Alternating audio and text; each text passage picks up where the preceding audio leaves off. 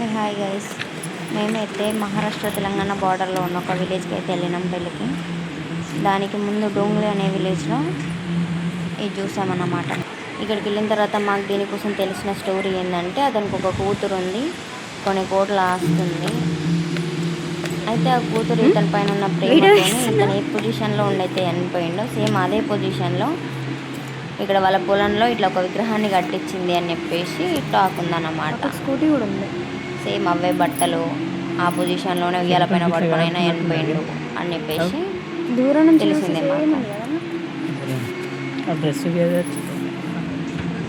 ఈ జనరేషన్లో తల్లిదండ్రులను కొట్టి తరిమేసే రోజుల్లో చనిపోయిన అతని కోసం విగ్రహాలు కట్టించేసి వాళ్ళ తండ్రిని చూసుకుంటుంది.